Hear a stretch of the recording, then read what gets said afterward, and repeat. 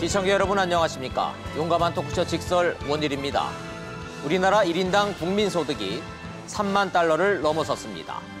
소득 3만 달러, 인구 5천만 명, 이른바 3050 클럽 가입, 전 세계에서 7번째 나라입니다. 6.25 전쟁 직후였던 1953년 67달러였던 걸 돌이켜보면 한국의 3만 달러 진입은 기적 그 자체입니다. 전 세계 역사상 이런 나라가 있었을까 싶습니다. 그런데 왜 지금 내 직업은 비어 있을까요? 사는 건 왜 이리 팍팍할까요? 수치만 보면 선진국인데 왜 우린 이걸 실감하지 못하고 있을까요? 경제는 왜 내리막길이고 미래는 왜 보이지 않을까요? 우리가 놓치고 있는 거, 못 보고 있는 것은 무엇일까? 이런 모든 궁금증 오늘 직설이 전문가들과 함께 풀어보겠습니다.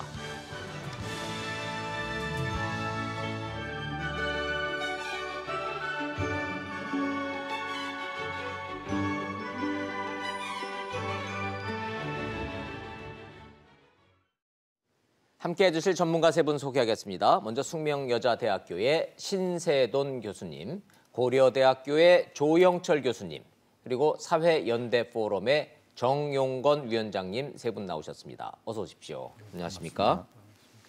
오늘은 미세먼지가 며칠째 워낙 심한 관계로 저도 그렇고 출연자 여러분들도 그렇고 목이 칼칼해서 좀 기침 좀 하는 거 시청자 여러분들과 함께 양해 부탁드리겠습니다. 국민소득 3만 달러는 넘어섰다는데 저소득층의 소득은 오히려 줄었다.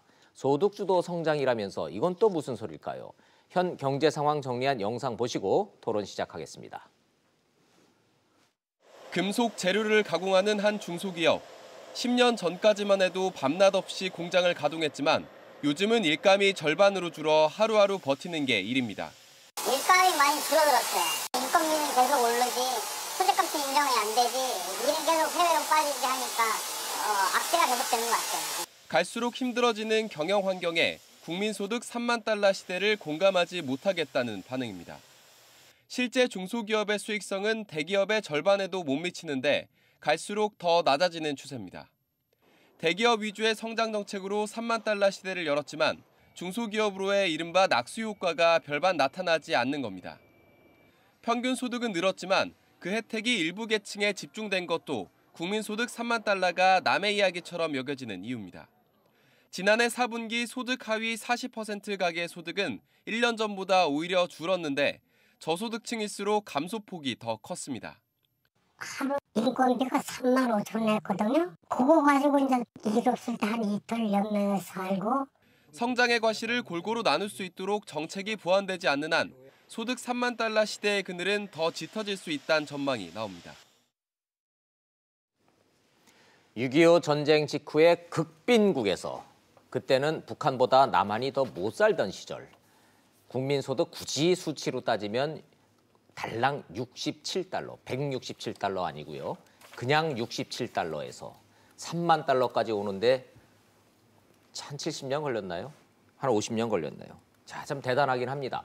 먼저 대한민국이 얼마나 기적적인 경제 성장을 이뤘는지 그래프를 한번 보시면서 3만 달러 시대를 한번 평가를 한번 해보도록 하겠습니다.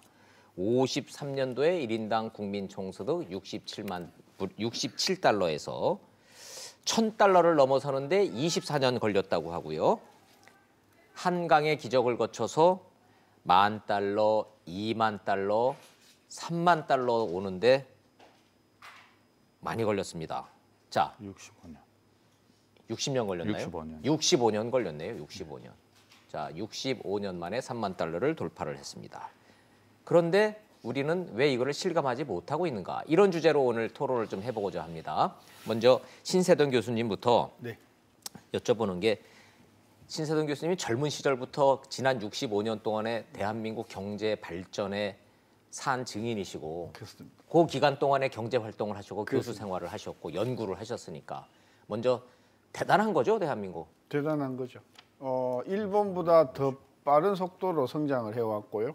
예. 이제 중국이 얼마만큼 빨리 성장을 하면 우리 기록 중국도 만만치 않게 우리 기록을 깰 수는 아까 있는데 67달러에서 3만 달러 오는 그 기간으로 따지면 일본이 굉장히 빨랐고 우리 한국이 그걸 제쳤는데 중국도 빠르게 쫓아오고 있고 근데 그 뒤에는 이제 베트남이 쫓아오고 있는데 그런 면에서는 정말 대단한 업적이고 그 업적에는 정부의 역할도 있었고 또 뭐 교육의 역할도 있었지만 기업의 역할이 정말 컸다. 저는 그래서 국민과 기업과 우리 국민이 이루어낸 정말 역사적인 어떤 그런 과업이라고 생각하는 거죠. 그렇죠. 이번에 베트남 하노이 북미 정상회담을 하면서 모든 언론들이 베트남 경제가 비약적으로 성장을 했다. 북한이 베트남 모델을 부러워하고 그걸 본뜨려고 한다. 그래서 들여다봤어도 베트남 경제도 우리하고 비교해 보면은 여전히 뭐 2,000불 아래 뭐 이렇게 돼 있대요. 그렇죠. 갈 길이 멀죠, 걔네들도. 그렇죠. 근데 북한이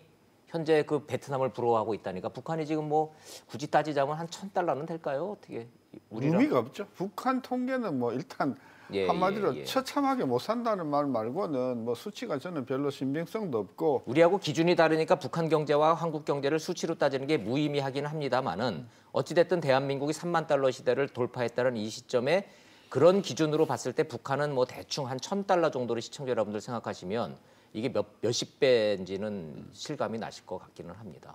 자, 조영철 교수님.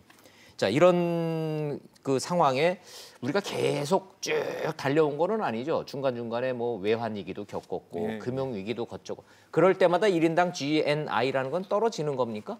그때 이제 조금씩 떨어지고 또 환율 변화가 있을 때 또 이제 1인당 국민소득 달러 표시, 1인당 달러 표시가 되니까 또 바뀌고 좀 그렇죠. 저희 IMF 전에 환율을 따지면은 YS 정권 때 이럴 때 1달러당 900원 아래였었고 800원 시절도 있었죠. 그리고 지금 한 1,200원대, 1,100원대, 1,200원대면은 달러가 올라가면은 이게 수치가 어떻게 바뀌는지 설명을 그러니까 환율이 그러니까 원화 가치가 높아지고 환율이 올라가면 환율이 떨어지면 그러면 우리 1인당 국민소득 달러 표시 1인당 국민소득 이제 높아지는 거죠. 사실은 경제 성장률의 변화가 없어도. 현재 3만 달러라고 하는데 뭐 자꾸 체감이 안 된다, 체감이 안 된다. 혹시 환율 때문에 무슨 착시 현상 같은 것도 있나요? 환율 영향보다는요. 기본적으로 가장 큰 이제 국민들이 1인당 국민 소득이 3만 달러야, 뭐 3,400만 원이야. 근데 나는 아닌데 이런 이제 그 괴리감을 느끼게 되는 근본적인 이유가 1인당 국민소득이라고 하는 것은 국민 총소득을 그냥 인구수로 나눈 거거든요. 그런데 국민 총소득이라고 하는 것이 이제 경제 주체들이 나눠 갖지 않습니까? 그 일부가 이제 가계가 가계 소득으로 가져가는 거고 또 일부는 기업 소득이 있는 거고요. 또 이제 조세나 뭐 이런 거로 정부 소득이 있는 거죠. 이렇게 국민 총소득이 가계 소득, 기업 소득, 그다음에 정부 소득으로 나눠지는데 가계 소득이 국민 총소득에서 차지하는 비율이 지금 몇 퍼센트인가 하면은 한 56% 정도예요. 절반밖에 안 되는군요. 절반 정도예요. 그러니까 1인당 국민 소득이 뭐 3만 달러, 3,450만 원이라고 하지만 0.56 곱하면은 실제로 이제 가계 1인당 소득은 1,932만 원. 그리고 지금 가계 한 평균 그 가구 원수가 2.8명이거든요. 그러니까 평균 가구 소득은 5,400만 원 정도밖에 안 되는 거죠. 그러니까 이게 가계금융복지조사에서 2017년 통계에 이제 가계 소득 평균 가구 소득이 5,700만 원으로 나왔거든요. 대충 비슷한 숫자죠. 이건 평균 소득이고 가계금융복지조사의 중간값, 딱 이제 가난한 사람에서 부자까지 쫙 일렬로 세웠을 때 딱 중간 그 가계 소득은 한 4,457만 원 정도입니다. 그러니까 실제로 우리 중산층 가구의 2.8명 가구원 수 두고 있는 평균 가구 소득은 4,400만 원 정도다. 4,400만 원이다.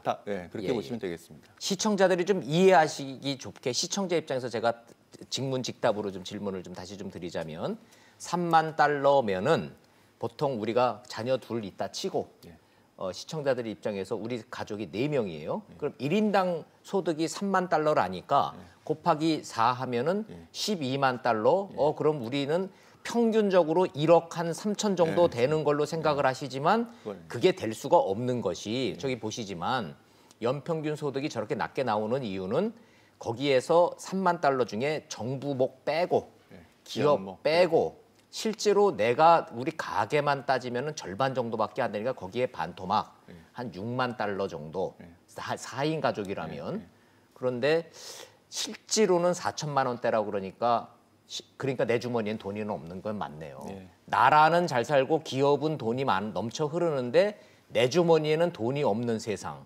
이게 지금 저 수치가 주는 의미다. 이렇게 이해해도 될까요? 네, 그렇습니다. 근데 더 이제 문제가 되는 거는 뭐냐면은 국민 총소득에서 차지하는 가계소득 그 비율이 예.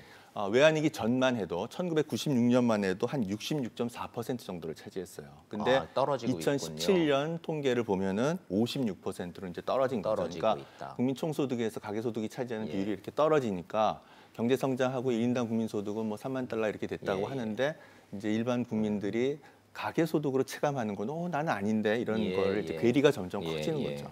거기다 이제 두 가지를 더 더하면 네. 그 지금 말하는 3만 불 안에는 뭐가 들어가 있냐 하면은 현대자동차가 생산했는데 안 팔린 재고. 네. 이것들이 재고도 다 들어가 거기 있어요. 들어가 있고요. 그러니까 안 팔린 게 그게 창고에 쌓여져 있는 모든 재고도 지금 다 들어가 있고 계산이 된다. 또 하나는 예를 들어서 삼성전자나 뭐 포스코나 또는 외국계 기업들이 들어와 있지 않습니까? 그 외국계 기업들이 벌어간 것들이 다 이 안에 우리 걸로 지금 잡혀 있거든요. 벌어서 먹튀하는 돈까지도 다 그렇죠. 우리 걸로 다 계산이 우리 걸로 된다. 돼 있기 예. 때문에 당이 아까 우리 조 교수님 굉장히 중요한 말씀하신 게 1년에 우리가 만들어내는 GDP 중에서 우리 일반 국민들이 가져가는 게 절반밖에 안 된단 말이죠. 예, 나머지는 정부 아니면 기업이단 말이죠. 예. 그러니까 당연히 이제 3만 불이라는 거를 실질적으로 그 절반이 우리 거다고 보면 되는 거죠. 절반만. 예. 그러니까 개인적으로 생각해 보면 국민소득 3만 달러라고 하지만 15,000달러다라고 계산을 하면 계산이 답이 딱 나와요. 4인 가족 기준으로 해보면 15,000달러 곱하기 4. 그 정도면 딱 내가 갖고 있는 평균치하고 얼추 맞는다 이렇게 생각하시면 될 것 같습니다. 가계 부분의 소득이 점점 비중이 줄고 있다. 그래서 언론에서 단군 할아버지가 이 조선반도에서 나라를 세우신 이래로 제일 큰 변화는 6.25 동란이었고 6.25 동란 이후에 제일 큰 변화는 마마호함보다 무섭다는 IMF였다. IMF를 기점으로 해서 정부와 기업은 커지고 가계소득은 비중이 줄고 있다. 이 말씀들 교수님들이 하고 계시는 겁니다. 정용곤 위원장님, 노동운동 평생 하셨고 민주노총 부위원장도 하셨으니까 노동자 입장에서의 국민소득 매우 민감하게 연구하시고 지금도 들여다보고 계실 텐데 노동계 입장에서 봤을 때 국민소득 3만 불 시대 어떻게 평가하십니까? 예, 이제 사실은 3만 불이면 대체로 선진국으로 진입한다 이렇게들 이제 이야기했습니다. 네. 실제로 저희가 이제 만 불이 이제 94년도고 2만 불이 이제 2006년도에 2만 불이었고 그리고 이제 12년 만에 3만 불로 이렇게 들어왔는데 잠깐만요. 94년도에 $10,000를 돌파를 했으면은 94년도면은 노무현 정부 때죠. 아니 94년도니까 김영삼 정부 YS 정부 때 죄송합니다. YS 정부 때 했고 그랬다가 IMF 맞고 한번 확 꼬꾸라졌다가 다시 왔는데 다시 와서 2006년도, 2005년, 2006년 노무현 정부 말기 때 그때 $20,000 돌파했고 그리고 이제 3만 불 왔고 사실은 3만 불 오면은 이제 정말 우리가 다 같이 잘 사는 사회가 온다 이런 이야기를 하면서 경제 성장을 이제 정부가 주도하고 그런 과정이 있었는데 어쨌든 제가 이제 63년생인데 그때 100불 때 태어난 거 아닙니까? 그리고 지금 3만 불이 된 겁니다. 그러네요. 근데 많이 좋아졌는데도 불구하고 체감하지 못하는 부분과 관련된 이제 고민이 아까 말씀하신 대로 노동소득 분배율이 갈수록 떨어지고 있는 이 구조와 관련된 고민이 하나 있고 사실은 이제 아까 신 교수님이 이제 기업가의 역할도 중요하다 했는데 초기에 사실은 우리나라가 뭐 전쟁 이후에 사실은 기술과 자본이 없는 상황에서 노동자들의 노동력으로 사실 한국 경제를 일궈왔다 이렇게 볼 수 있습니다. 실제로 뭐 독일의 강부나 간호사로 갔다 오고 또 베트남 전쟁에 파병해서 거기서 또 외자를 갖다 유치해가지고 실제로 이제 수출 초기에 수출 자유 지역의 제조업의 현장에서 공돌이 공순이 소리 들으면서 한국 경제를 일깨우는 것도 사실 노동자들의 역할이 상당히 크다고 볼 수밖에 없는 그런 구조입니다. 근데 이게 3만 불이 됐는데도 기파하지 못하는 이유는 전체적으로 노동소득 분배율이 떨어지는 뿐만 아니라 노동시장도 대단히 양극화되어 있다. 정규직, 비정규직으로 나눠져 있고. 양극화가 돼 있다. 그다음 경제 구조로 보면 수출 대기업에 포함되느냐 그 그룹에 그렇지 않고 그냥 영세 자영업자나 이렇게 가느냐에 따라서 또 돼 있는 이 분단된 경제 구조. 이 문제를 갖다 해결하는 것이 대단히 중요한 것이고 결국은 전체 파이는 커졌지만 노동자들의 소득, 가계가 가져가는 소득이 늘지 않아서 발생하는 부분과 관련된 고민들을 새롭게 어떻게 정리해갈 것인가 관련된 것이 이제 4만 불 시대를 갈 수 있는지 네. 말지와 관련해서 결정하는 중요한 요인이라고 봅니다. 그래서 현재 이런 정규직, 비정규직 나눠져 있고 임금 격차, 소득 격차 이 큰 구조 속에서의 4만 불은 가기도 쉽지 않고 가도 유의미한 결과를 내기 어렵기 때문에 이 문제를 신속히 해결하는 것이 중요하겠다 이런 판단을 가집니다. 예. 자, 발전을 하고 숫자는 자꾸 늘어나고 나라 경제는 커지고 있다고 하는데 왜 내 주머니에는 돈이 들어오지 않고 있느냐라고 체감을 못하는 이유 1번 공익 꼽으시는 게 양극화 때문에 그렇다라는 말씀. 자, 본론으로 양극화로 좀 가기 전에 그럼 대한민국 경제가 현재 전 세계 경제 중에 어느 수준까지 와 있는지 다른 나라들하고 좀 비교를 좀 한번 해보겠습니다. 제가 모두에 3050 클럽이라고 그랬는데 30이라는 거는 3만 달러 돌파했다는 뜻이고요. 국민소득. 50은 인구 5천만 명 늘었다는 뜻입니다. 인구가 아직은 줄지 않았다는 거죠, 신 교수님. 네. 인구 증가율에서 좀 출산율이 1.0 밑으로 떨어지기는 했지만 대한민국의 절대 인구수 자체는 5천만 명을 돌파했다. 뭐 5천만 돌파한 지 꽤 됐죠. 그러니까 그 상태로 유지를 하고 있는데 이제 요게 이제 줄어들 거다. 그렇죠. 아마 조만간 한 3, 4년 내로 이제 절대 인구가 주는 날이 올 거라고. 근데 경제학자시니까 절대 인구가 줄어들면요. 국민 소득 계산에는 유리해진다며요. 나누는 숫자가 줄어드니까 조금 유리하지 않을까요? 인당 그러니까 소득이니까. 다른 사정이 동일하고 인구만 줄면 그 1인당 소득이 당연히 늘어나죠. 근데 그렇게 간단한 것은 아니고. 네. 좋습니다. 예, 뭐 좀 인구 얘기를 여쭤본 건 아니고 잠깐 그런 생각이 들었는데 네. 다른 나라하고 비교해 봤을 때 선진국으로 들어간 나라하고요. 선진국으로 진입을 하려다가 좌절한 나라하고의 비교 같은 거 혹시 가능하십니까? 미국, 일본, 독일 이런 데는 뭐 이견 없이 선진국이니까. 근데 저는 그 3만 불을 가지고 선진국 문턱에 들어갔다고 언론에서 이야기하는 것에 전적으로 제가 동의를 할 수가 없어요. 일본 같은 경우는요. 예. 3만 불 돌파한 것이 1994년인가?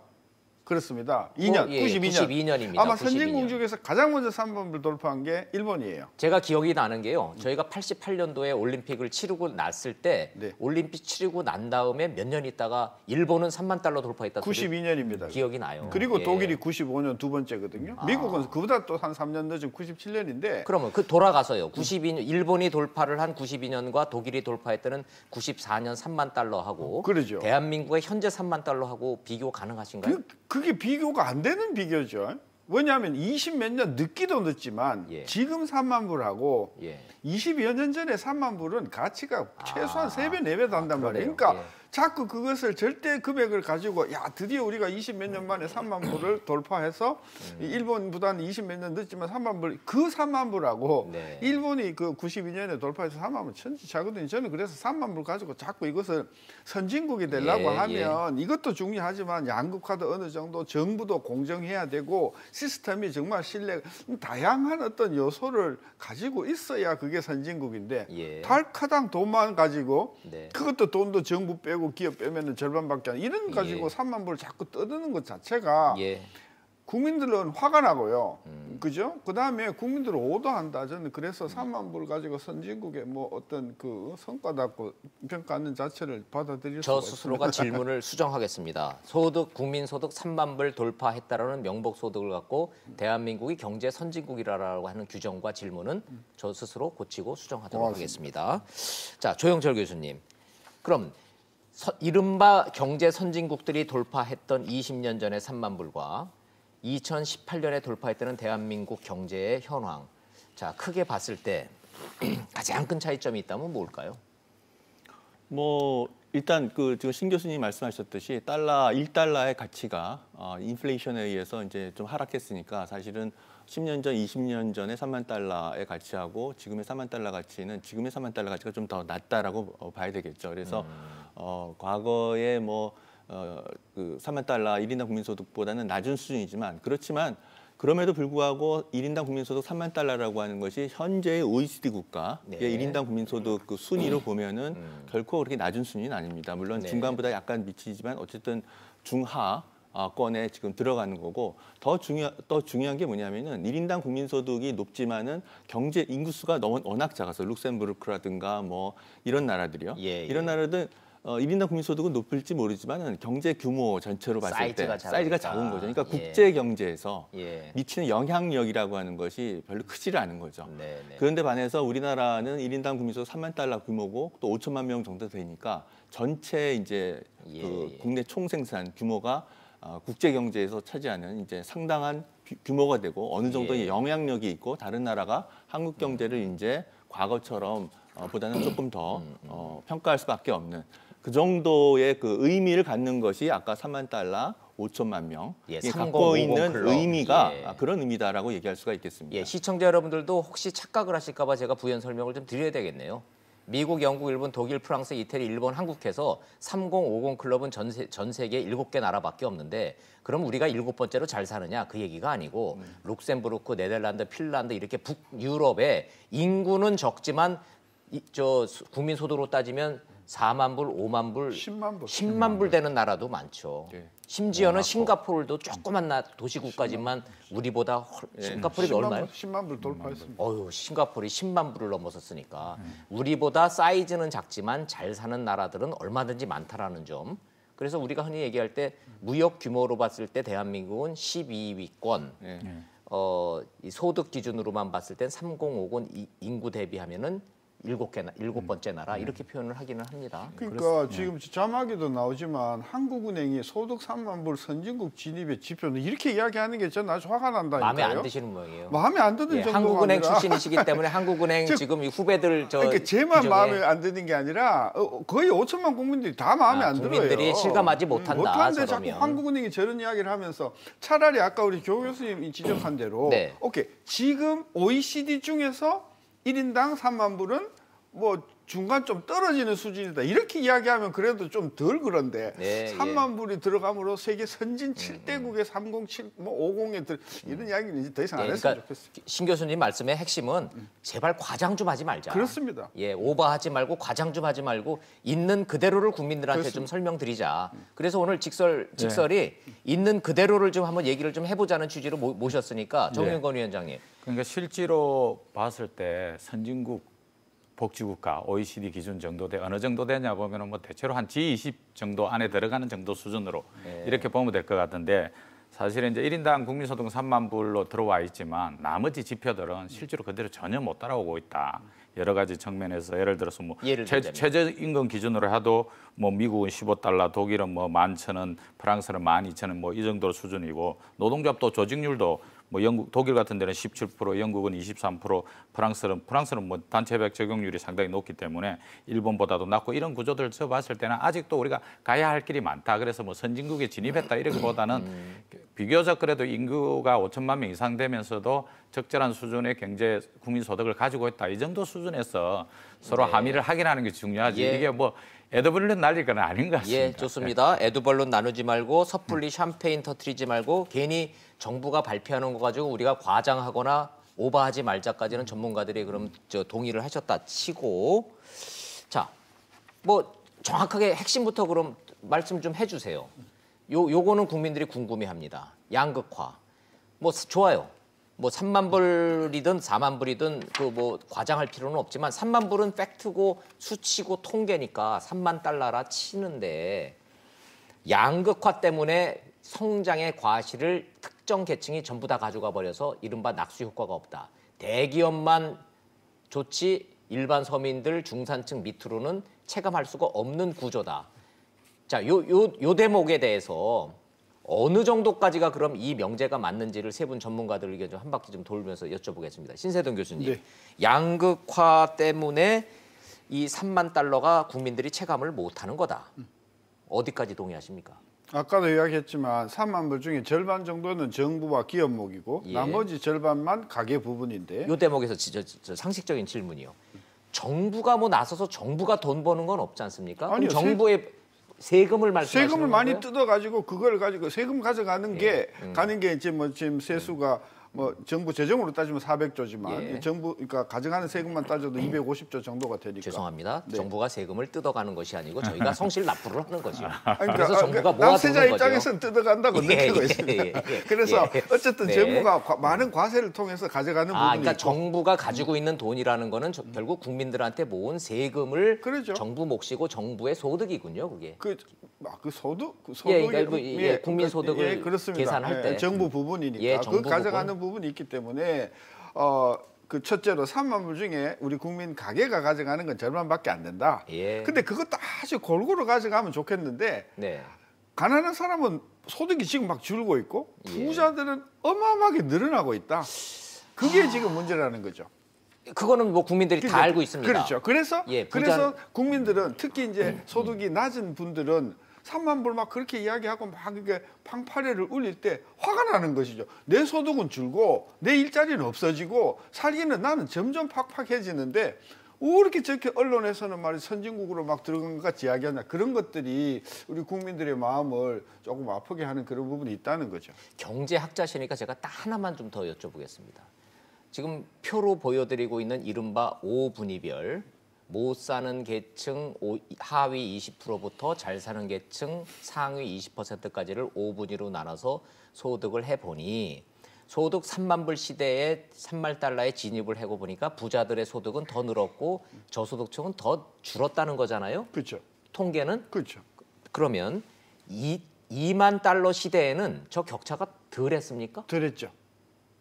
덜 했어요? 그렇죠. 금액도 전반적으로 지금보다는 많이 작지만 예. 그 격차는 덜했죠. 그러니까 아하. 점점 빈부격차가 심해진다는 말 뜻이 예. 과거에는 뭐 니도 못 살고 내도 못 살고 막 정말 잘 사는 사람이라는 게 누군가 할 정도로 어느 정도 골랐는데 재벌들 빼고는 그렇죠. 예. 근데 지금은 점점 저게 커져가지고 제일 못 사는 사람의 소득이 120-30만 원이라면 제일 잘 사는 5분위의 소득은 거의 1,000만 원 가까이 가니까 이게 뭐 7배 가까이 되니까 예. 국민들은 도대체 성장의 과실이 누구 손에 떨어지는가? 네. 도대체 정부가 뭘 하고 있는가? 이런 이제 어떤 그런 그 화나는. 자, 원인 분석은 저 다음으로 요 다음 질문으로 넘기고 결과만 놓고 보면 성장의 과실 돈은 부자들한테만 흘러 들어가고 있다. 이거 맞는 말입니까? 일단 저 가계 소득으로만 보면 그렇게 나타나고 있죠. 좋습니다. 같은 말 같기도 하고 다른 말 같기도 하고 그나마 절반에 해당되는 가계 소득이 부자들한테만 치중되고 있다라는 얘기는 뒤집어 얘기하면 가난한 사람들한테는 돈이 안 간다는 얘기죠. 그렇죠. 이제 소득 격차가 이제 벌어지고 있는 건데요. 1, 2분위 가계 소득은 이제 그 줄어든 데 반해서 4, 5분위 가계 소득이 많이 이제 증가해서 소득 격차가 이제 벌어진 거죠. 근데 이제 이 소득 불평등이 악화되는 그 첫 번째 이유는 그러니까 그 가계 소득의 비율이 감소하고 그에 비해서 기업 소득의 비율이 증가하는 것 이것이 이제 첫 번째 이유인 거고요. 네. 그러니까 외환위기 이전에는 1996년에는 전체 총 국민 소득의 가계 소득이 66%를 차지했고 기업 소득이 12% 정도를 차지했는데 네. 지금은 기업 소득이 20%로 늘어난 거죠. 그러니까 기업이 가져가는 몫이 점점 커졌고요. 예. 그래서 가계 소득이 가져가는 몫이 작아진 겁니다. 아. 그런데 또 하나 문제가 이제 두 번째가 가계 소득 내에서 네. 고소득층과 저소득층의 격차가 또 이제 벌어지고 있는 거죠. 그게 이제 이 두 가지가 합쳐져서 최종적으로 이제 일반 국민들이 느끼는 중하층 이하의 국민들은 경제가 저렇게 좋아졌다는데 나는 왜 이렇지? 이제 그런 괴리감이 발생을 하는 겁니다. 그런데 지금 요번에 그 가계 동향 조사의 1분위 가계 소득이 특히 굉장히 현재 18.7% 현재 굉장히 많이 감소했죠. 36% 이렇게 감소해서 굉장히 충격적이었는데 네. 지금 그 기획재정부에서 이제 그 보도 자료를 낸 거에 의하면 1분위 가계 소득이 저렇게 급속하게 감소한 그 주요한 이유 중에 하나가 2017년만 해도 1분위에서의 가구주 70세 이상 가구주의 가구 비중이 37%였는데 2018년에는 42%로 무려 5%포인트 단 1년 만에 이렇게 아주 고령 가구 비율이 급속하게 증가했다. 그리고 갑자기 그 고령 가구 인구가 급증한 이유가 뭡니까? 그 이유는 이제 갑자기 노인들이 많아진 건 아니지 않습니까? 뭔가 통계를 정하는 기준이 바뀐 거 아닌가요? 이제 지금 고령화도 급속하게 진행이 되고 있고요. 예. 그러니까 사실은 굉장히 논란의 여지가 많습니다.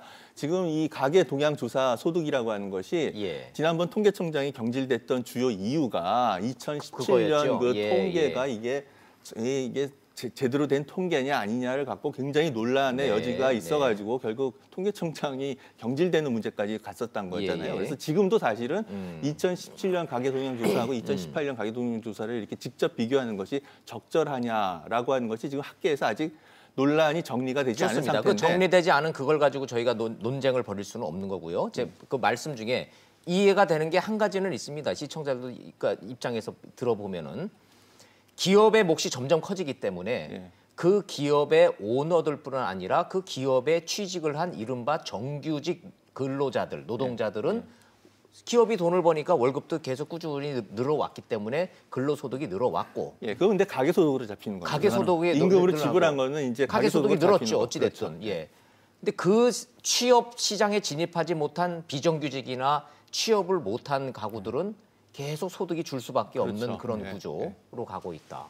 근데 어쨌든 통계적으로 보면 어쨌든 2017년과 2018년 1분위 가구의 소득이 감소했는데 예. 그 주요한 이유 중에 하나가 뭐냐면 2017년 4사분기에 비해서 2018년 4사분기 1분위 가구의 구성이 굉장히 많이 바뀌었는데 예. 그중에서 70대 이상 노인 가구의 비율이 5%포인트 이상, 이거 굉장히 큰 겁니다. 1년 사이에 큰 이렇게 거죠. 증가했던 거. 예, 그리고 예. 이 대부분이 무직인 거죠. 그렇죠.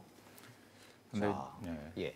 지금 이제 결국 뭐 상당히 정부 입장에서 가장 뼈아픈 부분이 이 부분입니다. 소득 격차 양극화 해소하겠다 예. 했는데도 불구하고 오히려 일분위 쪽에 가난한 사람도 훨씬 더 가난해지고 부자들은 훨씬 더 부자지 이런 구조를 갖다가 제대로 돌려놓지 못한 게 상당히 뼈아픈 부분인데 사실은 결국은 이제 어떻게 그러면 이 문제를 풀어갈 것인가와 관련한 고민이 사실은 쉽지는 않습니다. 근데 정부가 이야기한 대로 조금씩 사회 안전망을 만들어서 될 부분은 아니고 아까도 얘기했지만 노동소득 분배율이 계속 떨어지고 기업의 소득은 훨씬 더 늘어나는 이런 구조이지 않습니까? 네. 그래서 결국 이제 이전 소득을 정부가 하는 이전 소득을 어디에 넣을 것인가 문제인데 저는 기업에 지급하고 있는 보조금 다 없애야 된다고 판단합니다. 오히려 그게 기업 경쟁력을 갖다가 도움이 별로 안 돼요, 실제로는. 그래서 그 부분들을 전부 모아서 사회 안전망으로 다 들어가야 된다. 예, 그래서 기업주든 자영업자든 또는 노동자든 실제로 실업 상태라든지 기업 생활이 어려운 이런 구조와 관련해서는 정부가 적극적으로 용감하게 과감하게 역할을 해야 됩니다. 예, 그래서 실업급여 기간을 갖다가 돈도 더 올리는 것도 좋겠지만은 실제로 실업급여 기간을 늘려줘 가지고 최소한의 생활을 할 수 있는 구조를 만들어줘야 된다. 지금 최저임금만 올린다고 했지만 사실은 뼈아파서 누구도 정부가 책임 있게 답변하지 않고 지표상으로 아직 정확하게는 안 나왔지만 작년 2, 4분기, 3, 4분기, 4, 4분기부터는 실제로 지금 최저임금과 관련된 고용이 좀 영향을 미치고 있거든요. 그 부분이 이제 도소매업, 숙박업 이런 분야 아닙니까? 네네. 그리고 이제 정부가 일자리를 만드는 것이 사회복지 서비스, 공공행정 이쪽에서 정부가 일자리를 만들고 그래서 전체 고용자 숫자에 관련해서는 큰 의미 있는 변동은 없지만 내부에서는 변화들이 일어나고 있는데 결국은 이런 문제를 갖다 해결하고 양극화를 해소하기 위해서는 과감하게 정부가 사회 안전망을 만들어야 된다. 예. 그래서 예를 들어서 그 사회 안전망 중에서 탈락한 사람들은 버틸 수 있도록 하고 또 재기할 수 있는 그런 기간을 만들어주는 이런 것을 과감하게 하지 않고는 사실은 의미 있는 변화를 갖다 저는 만들지 못한다고 봅니다. 말씀을 하셨으니까 그 얘기를 하면 필연적으로 그럼 최저임금 얘기를 또 안 할 수가 없는데 국민소득 3만 달러 시대를 이 돌파했다는 이 시점에서 그 정책 평가 좀 잠깐 좀 한번 해보고 가죠. 정부는 여전히 소득 주도 성장은 잘못이 없다라고 얘기를 하고 있고 홍남기 부총리는 소득 주도 성장 오늘도 또 인터뷰 봤더니 뭐 계속 한다고 하시니까 좋습니다.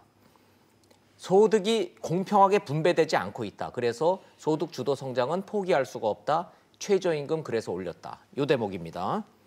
요건 그 신세동 교수님 어떻게 정부의 지금 현재 바꿀 수 없다라는 이 입장. 뭐 바꾸지 않을 거라고 또 믿어요. 그 소득주도 성장에 대한 신념이 너무나 강하고 또 학계나 기업 쪽에서는 그렇게 지난 거의 2년 동안 이거 조금 수정하거나 속도 조정을 해야 된다고 함에도 불구하고 완고하게 지금 가는 것을 보면 이 정부 내내 저는 계속 갈 거라고 봐서 더 이상 언론이나 뭐 학교에서 저부터도 소득주도 성장 뭐 그만해라 저 이런 이야기 안 할 거거든요. 그러니까 문제는 그것을 수정하지 않고 가시면 앞으로 금년과 내년에 걸쳐서 지금 아까 지적하신 도소매, 숙박 이런 소위 자영업 중심의 민간 서비스업에서 계속해서 취업이 망가질 것이면서 그리고 정부 쪽에서 고용을 만들어내는 것도 이제 더 이상 한계에 다다르면서 그 참담한 저는 경제 성과를 가지고 그것으로서 국민의 분노를 일으킬 그런 과정으로 가기 때문에 저는 더 이상 소득주도 성장을 수정하거나 하는 것은 저는 기대하지도 않을 뿐더러 저는 뭐 요구하지도 않을 거다. 그냥 가라. 가면 앞으로 경제는 두고 봐라. 경제가 정말 일자리 문제나 성장이 어려워질 것이다. 그렇게 예측하는 거죠. 홍남기 부총리는 소득 주도 성장 때문에 분배가 악화됐다라는 언론의 주장에 동의할 수 없다라고 지금 인터뷰를 했는데 신세돈 교수님은 그 명제에 동의할 수 없다 이런 말씀으로 이해가 됐습니다. 자, 조영철 교수님하고 정영경 교수님한테도 같은 질문을 좀 드려보겠습니다. 소득 주도 성장 때문에 저 표에 보이는 분배가 악화됐다라는 거에 정부는 진짜 동의할 수가 없다는 말씀이세요. 네, 그러니까 홍남기 부총리께서 말씀하신 거는 이제 이런 의미라고 보셔야 됩니다. 그러니까 우리가 1인당 국민소득이 3만 달러가 되는데 국민이 체감하지 못하고 있다. 그 이유가 뭐냐를 아까 쭉 얘기하지 않았습니까? 굉장히 중요한 이유가 뭐냐면 1996년 외환위기 전만 해도 국민 총소득에서 가계소득이 차지하는 비율이 66%를 차지했는데 지금은 56%로 굉장히 많이 떨어졌지 않습니까? 그러니까 홍남기 부총리께서 지금 이 국민들이 경제 성장을 체감 못하는 이 문제를 해결하려면은 지금 외환위기 전처럼 전체 국민 총소득에서 가계소득이 차지하는 비율이 적어도 60% 이상 이렇게 올라가는 이렇게 이제 바꿔줘야 된다. 그래서 가계소득 비율이 지금처럼 56%가 아니라 57%, 58%로 이렇게 늘어가는 방향으로 이 추세를 바꾸지 않고서는 국민들의 실질적인 삶의 질이 개선될 수 없다. 그러니까 그런 의미에서 전체 국민 총소득에서 가계소득의 비율이 높아지는 방향으로 끌고 가는 그것을 소득주 성장이라고 말씀하시는 거고 이런 기조를 바꿔서는 안 된다라고 하는 것이 이제 그 홍남기 부총리의 말씀입니다. 저는 그 말씀이 틀렸다고는 생각하지 않습니다. 그런데 다만 예를 들어서 홍남기 부총리께서 취임하시고 나서 최저임금을 너무 대폭 인상시켰는데 그것이 저임금 업종에서 고용 감소를 초래하는 그런 부정적 부작용이 있으니까 이거는 속도를 조절하겠다. 이렇게 이제 말씀을 하셨고 그래서 여러 가지 최저임금 관련된 제도 변화, 법 개정 이런 것들 이제 시도를 하지 않으셨습니까? 물론 이제 뜻대로 다 된 건 아니지만 그러니까 이렇게 부작용이 있는 부분은 수정하겠지만 그러나 불평등이 심화되고 하는 이런 문제의 근본적인 이유가 외환위기 전에 비해서 가계소득 비율이 계속 급속히 하락하는 거. 이 추세를 바꿔야 된다라고 하는 거. 가계소득 비율을 올려야 된다고 하는 거. 이거는 유지를 하겠다라는 이제 그 부총리 말씀은 저는 틀린 얘기 아니다. 한 가지만 만약에 조 교수님이 이야기하는 그게 소득주도 성장이라면 다시 말하면 GDP에서 가계나 민간 부분, 그러니까 가계 부분이 차지하는 비중이 그동안 20년 떨어지고 있는데 그걸 뒤집어 엎어서 올려야 된다. 그게 소득주도 성장이라면 답은 간단합니다. 정부 없애십시오. 정부 부분 줄이십시오. 정부 부분만 줄여도 그것이 세금이나 여러 가지 부분으로 해서 가면 그런 논리라면 작은 정부로 가는 것이 미국 트럼프 대통령식으로 감세 정책이 바로 그런 거죠. 그렇습니다. 정부의 부분을 줄여야 가계 부분이 올라가는데 정부의 이 부분을 줄인다는 얘기는 결국은 감세 정책을 해서 세금을 덜 걷고 그 돈이 돌아서 경제를 또 한 가지는 민간 부분의 비중을 올린다고 하면서 나오는 대책들이 결과적으로는 정부를 늘려서 민간 소득을 줄이고 세금이나 여러 각종 뜯어서 늘리고 또 한편으로는 그 조치가 민간 부분이나 자영업자를 죽임으로 해서 또 죽이는 부분들이 있기 때문에 의도가 좋은 것은 내가 충분히 인정하지만 그 수단 자체가 결과적으로 현실에서는 맞아떨어지지 않는다 하는 것이 명백하게 드러남에도 불구하고 아직까지도 계속해서 이 이야기를 하니까 더 이상 이제 우리는 입을 닫아버리는 정부의 소득주도 성장 정책의 결과에 대해서 취지와 이 의도 말고 그 결과에 대해서 학자들끼리도 이렇게 의견이 나누니까 이 대목은 좀 하나만 좀 더 여쭤보고 하죠. 예, 정영근 의원님. 예. 가계소득을 늘려야 된다는 것과 관련해서 이견을 가지고 있지는 않습니다. 소득 분배율도 떨어지고 있고 당장 국민들이 최종 소비자가 이제 결국 국민들이기 때문에 가계소득을 늘려야 되는 그 방향은 맞는데 그 방향에 대비해서 내용이라든지 속도라든지 이런 것들이 사실은 디테일하지 못했습니다. 그러면서 이게 경제의 파장을 일으키고 또 한편으로 이 소득주도 성장이라는 이 논쟁이 너무 세게 붙었어요. 그래서 국민들 사이에 갈등으로 다가가지고 경제가 심리인데 이 심리적으로 상당히 위축시킨 측면들, 이념적으로 갈라놓는 측면들 이런 것들이 상당히 크다. 그래서 순수한 경제적인 측면보다는 정치 경제학으로 확장돼 가지고 경제 정책이 정치 논쟁으로 간 이런 부분이 있었습니다. 근데 결국 이제 어느 부분을 갔는데 그냥 신자유주의 방식으로 감세하고 가면 소득 객체는 더 늘어날 수밖에 없는 그런 구조를 가지고 있습니다. 그래서 여기에서 당장 뭐 정부의 규모를 줄이는 것이 답은 아니라고 저는 생각합니다. 냉정하게 이야기해서. 그래서 정부가 가지고 있는 세금을 어떻게 쓸 것인가에 관련했는데 여전히 아까 우리 조 교수님 말씀하신 대로 기업 부분들의 비중이나 소득이 커지고 있는 이 부분과 관련해서는 저는 가져와서 자영업자나 노동자들 쪽에 실제로 해서 그 부분들이 자영업자나 노동자들이 소득이 늘어나서 그게 소비로 활성화될 수 있도록 특히 노동자도 예를 들어서 1분위, 2분위 저소득 가구를 중심으로 해서 정부가 정확하게 타겟된 지원들을 해줘야 된다. 이게 뭐 1분위부터 5분위까지 쭉 계속해서 이전 소득을 늘리고 있는데 이걸 집중적으로 1분위, 2분위, 3분위 쪽에다 집중적으로 투입할 수 있는 방안들 이런 것들을 가서 짜서 균형 있게 가면 저는 된다고 봅니다. 그런데 지금 당장에서 줄이면은 실제로 뭐 감시한다고 문제가 결코 해결되지 않는다고. 저는 시청자 입장에서 방금 전에 보여주셨던 소득 5분위별 가구 월평균 소득표를 보면서 시청자 입장에서 전문가들한테 좀 여쭤보겠습니다. 저는 경제 비전문가이기 때문에 저 부분이 지금도 이해가 안 됩니다. 다른 거 보시지 말고요, 시청자 여러분들. 맨 왼쪽에 아래쪽으로 빨갛게 표시된 부분, 글씨가 작아서 잘 보이실까 모르겠지만 제가 그냥 설명을 해드리겠습니다. 빨간색으로 밑으로 뚝 떨어진 부분 마이너스 36.8%라고 되어 있는 거 있지 않습니까? 이게 1분위, 그러니까 못 사는 사람 계층 20%의 근로소득입니다. 한마디로 20% 못 사는 계층일수록 월급이 36% 거의 40% 가까이 지금 떨어졌다는 얘기예요. 이 그 소득이. 2018년 작년도 기준으로 봤을 때 4분기 기준으로. 근데 저는 지금도 이해가 안 되는 것이 아니 최저임금을 올려서 저 사람들의 소득을 늘려주겠다라는 게 정부의 정책은 그러면 어디로 갔냐라는 얘기입니다. 아마 저거 월급 받으시고 저 월급 줄었다고 나는 소득이 줄었다고 생각하시는 분들은 지금도 이 대목에 대해서 아마 이해가 안 되실 거라고 저는 믿고 있습니다. 그러니까 1분위 가구의 근로소득이 감소한 주요 이유가 뭐냐면은 1분위 가구의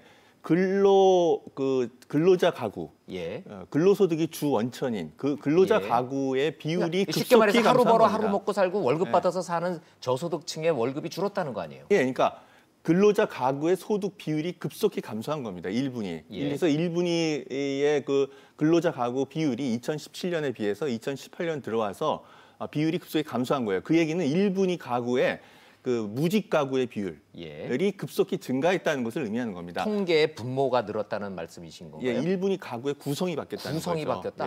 그래요?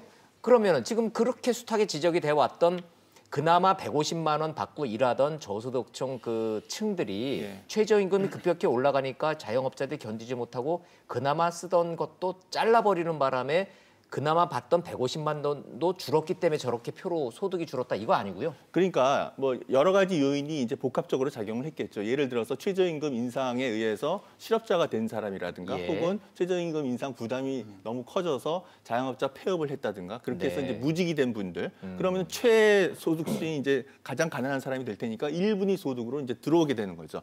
이런 것들이 2017년에 비해서 무직 가구의 비율이 이제 증가하는 겁니다.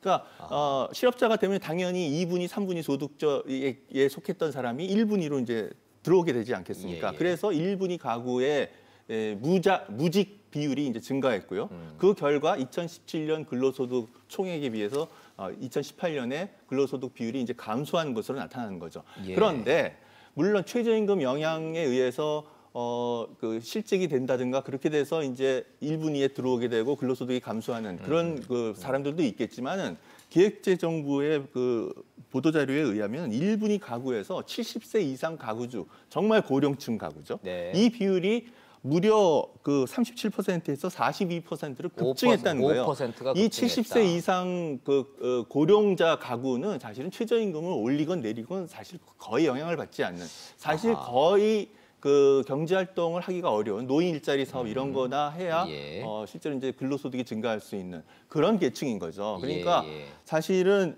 지금 우리나라의 빈곤 계층의 그 절대 다수는 노인 그 계층이라고 보시면 됩니다. 예. 그러니까 이 노인 계층의 비율이 급속하게 증가하고 노인 빈곤 문제가 숫자가 급속하게 늘어나고 이분들이 지금 해가 가면 갈수록 1분위로 계속 들어오시는 겁니다. 나 질문이 하나 있어요. 그 아까 말씀하신 70대 이상의 그 새로 들어왔다는 분이 그럼 전에 어디 계셨어요? 그러니까 전에 1분위에 계셨잖아요. 전에 1분위에 있을 수도 있고 전에는 2분위에 60, 있을 수도 그러니까 있는 전에 거죠. 그러니까 그렇게 따지면은 전에 4분에 있던 분도 올 수가 있는데 70세 이상의 고령자들은 거의 지난 몇 년 동안 계속해서 1분위에 있었어요. 그리고 그 숫자가 늘어난다 하더라도 1분위부터 5분위까지는 전체 비중에서 20%를 끊어서 하는 거기 때문에 그게 늘어난다고 해서 그 구조가 바뀌는 것은 아니기 때문에 그거 가지고 저 기재부가 이야기하는 것은 매우 궁색하고요. 또 하나는 아까 그 그림에서 그 빨간색 말고 파란색을 봐야 돼요. 예. 사업소득이거든요. 예. 사업소득이 2분위하고 3분위, 그러니까 1분위는 아니야. 예. 조금 나. 그러나 2분위, 4분위에 계신 분들의 사업소득이 굉장히 많이 떨어지고 있다는 것은 상식적으로 이렇게 해석이 아주 간단하게 되는 거예요. 최저임금을 올렸더니 너무 인건비 부담이 커서 예. 자영업을 문을 닫았다. 그래서 자영업자가 숫자가 줄고 네. 고용원이 있든 없든 줄고 그러니까 사업을 문 닫고 사업을 위축시키고 하니까 사업소득이 주는 거 당연하지 않겠습니까? 그래서 경제학자들의 입장에서 보면은 최저임금이라든지 52시간과 같은 그런 어떤 문재인 정부의 노동정책이 결과적으로 극빈층의 근로소득을 오히려 줄이고 그다음에 중산층이라고 할 만한 사람들의 사업을 줄이고 이런 분들은 나이가 70대 이상이 아니라니까. 이분들은 나이가 거의 50대라고 봐야 돼. 이게 지금 분노하는 세대들은 70대 이상이 분노하는 게 아니라 40대, 50대, 60대 요 세대들이 분노하고 있다는 것을 자꾸 회피하는 것 같아서 저는 안타까워요. 그러니까 이제 논쟁을 하다 보면은 작년도 이제 논문을 보면은 뭐 최저임금 영향이 있다 없다 해가지고 엇갈리고 있습니다. 지금 엇갈리고 있는데 이제 뭐 작년 4, 4분기 봤으니까 올 1, 4분기 보고 올 2, 4분기 보면 좀 더 명확히 나올 겁니다. 제가 봐서는 훨씬 더. 그런데 작년 2, 4분기부터는 영향을 미치고 있다. 이거 뭐 제가 몇 군데 실무자들하고 이야기했습니다. 뭐 정치적으로 사실은 뭐 경제부총리가 나와서 그렇게 말하기 곤란한 부분이 있기 때문에 실무적으로 이야기해 보면은 최저임금 인상에 이 때문에 고용원 수를 줄이는 고용 악화의 영향이 이제 나타나고 있다라고 말씀하시는 작년 2, 겁니까? 4분기부터 영향을 미치기 시작하면서 3, 4, 4분기에는 좀 본격적으로 나왔고 올 1, 4분기 보면 영향을 미칠 거예요. 왜냐하면은 최저임금이 작년에 7,530원이었거든요.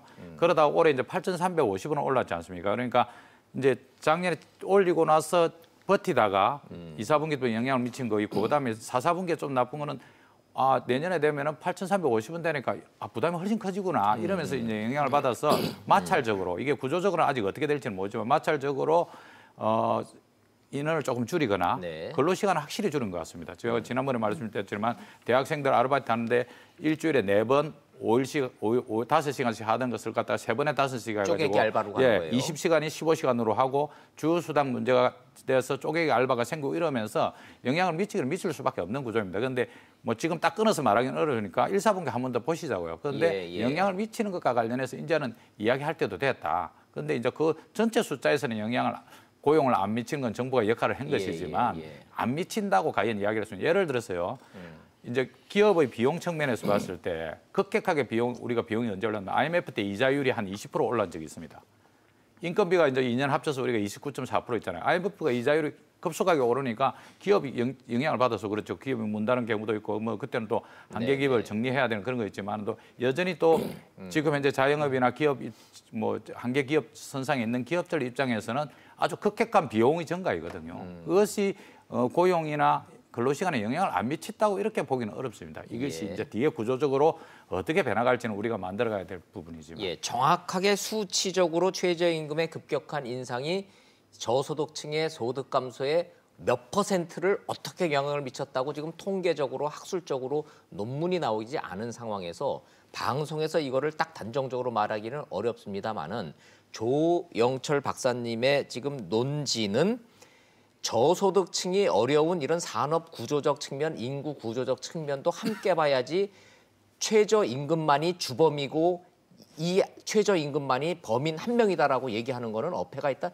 이 말씀으로 이해해도 되겠습니까? 예, 그렇습니다. 그러니까 지금 제가 무슨 제 의견을 제시한 것이 아니라 객관적인 통계적 사실만 말씀드리는 겁니다. 그러니까 1분위 가구 소득이 감소했는데 1분위의 70세 이상 가구주의 비율이 급속히 증가했고 1분위의 무직 가구의 비율이 또 증가한 겁니다. 네네. 그 결과 1분위의 그 가구의 소득이 감소한 거죠. 그러니까 결국 우리가 1분위의 70세 이상 노인 가구 비율이 급속하게 증가한 것, 그리고 1분위의 무직자 가구 비율이 급속하게 증가한 것, 이거에 대한 대책을 지금 마련하는 것이 굉장히 중요하다라는 것입니다. 통계 비전문가인 저나 시청자 여러분들도 조 교수님이 70세 이상의 이 저소득층이 숫자가 늘었다라는 건 충분히 이해가 됐습니다만은 딱 한 가지 지금도 여전히 이해가 안 되는 거는 강남의 타워 팰리스에 사시는 부유층의 70대 이상에 계시는 분들이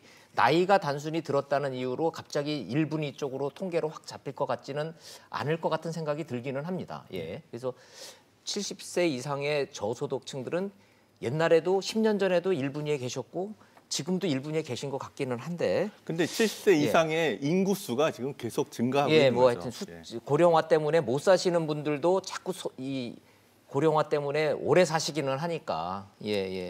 알겠습니다. 노인 빈곤율이 심각하기 때문에 당연히 1분위 쪽에 많이 계실 수밖에 없지만 갑자기 나온 건 아니기 때문에 통계 가지고 논쟁하는 거는 뭐 국민들이 대단히 불편할 수밖에 없습니다. 그래서 교수님 지적하신 대로 늘어난 건 인정하되 그럼에도 불구하고 전체적으로 봤을 때는 영향을 안 좋다 하기 어렵지 않겠냐. 저희 직설을 통해서 이 최저임금 문제, 이 경제 최저임금과 고용의 상관관계와 이 경제 불황의 어떤 근본적인 이유에 대해서는 이제는 시청자 여러분들도 거의 준 전문자가 다 되셔가지고 말이죠. 장하성 실장님 얘기를 제가 안 끊을 수가 없는데 정년퇴직을 하시면서 이상주의자였다면서 무지개를 쫓는 소년으로 살고 싶다 하시는데 이제 그 소년이 또 이제 중국 주중대사 되셨습니다. 자, 뭐 주중대사 가시는 거는 뭐 가시는 거고 소득 주도 성장을 본인 스스로가 이상주의자였다라고 말씀을 하신 걸까요? 아니면 어떻게 해석을 하십니까? 비슷한 연배시고 비슷한 경제학자신데. 저도 엊그저께 정년퇴직을 했는데 근데 이상주의자라는 말을 첫째는 어떤 생각이 들었냐면 무슨 이야기인가 이게 뭘 이야기하려고 하는가 되게 의미가 불투명했고요. 한참 생각 끝에 결정은 이렇게 내렸어요. 제 생각에는 핑계구나. 내가 청와대에 있을 때 이렇게 이야기했던 것은 내가 평생에 쫓아오던 꿈이 있었는데 그 이상을 계속해서 쫓아왔었고 나는 그 이상을 앞으로 계속 쫓을 거고 나는 내 생각을 바꾸지 않을 것이다. 이런 식으로 저는 의도로 말을 했구나라고 생각을 하고 물론 틀릴 수도 있지만은 고집 대단하시구나. 그러니까 여전히 소득주도 성장에 대한 철학이나 이 실험 정신은 바꾸실 생각이 없다로 청와대도 같이 가고 있고 이 정부의 방향도 가고 있다. 그러니까 이렇게 해석을 하셨군요. 지금까지 우리가 이야기했던 이런 비판이나 통계 지적에 대해서 전혀 수긍할 수 없고 또 그것이 수긍을 할 만하다 하더라도 자기는 그와 상관없이 계속해서 자기의 이상을 쫓아가겠다.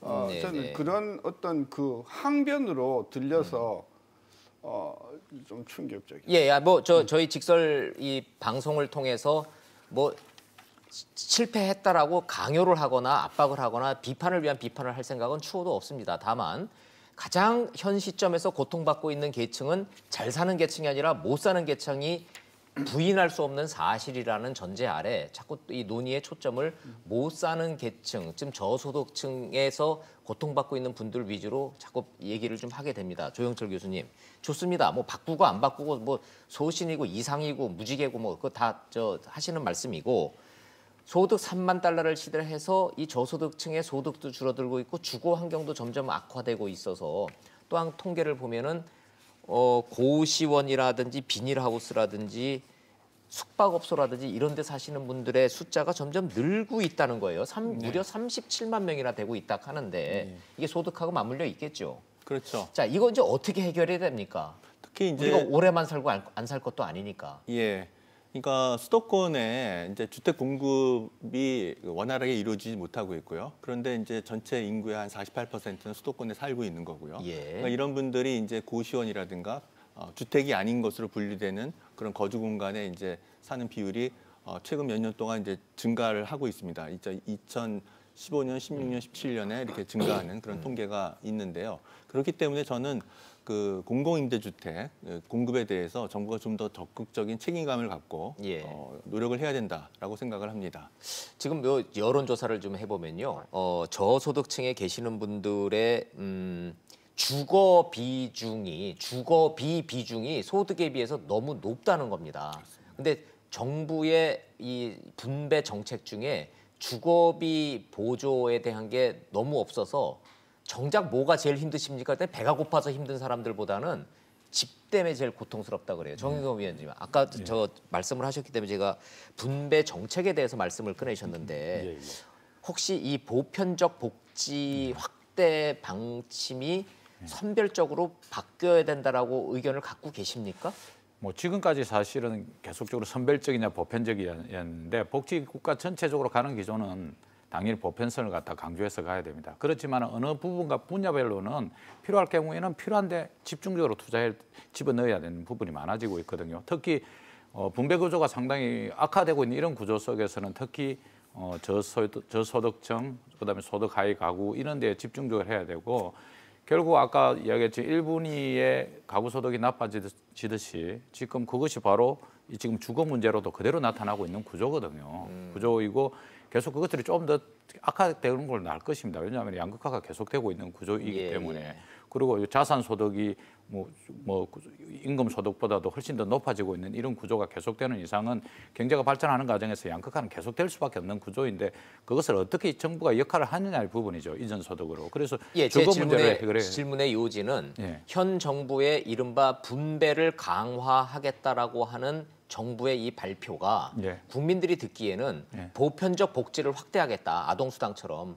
뭐 이거 골라내는 행정비용이 더 드니까 잘 살든 못 살든 그냥 10만 원씩 다 주겠다라고 하듯이 모든 복지 확대 정책이 사회 안전망이 고래 아래 뿌리듯이 그냥 흩뿌리는 거 아니냐라는 그렇게 가지는 않는 것 같고요. 예로부터 이제 올 4월부터 이제 기초연금이 소득 하위 20%의 65 이상 노인에게는 이제 30만 원으로 올라가거든요.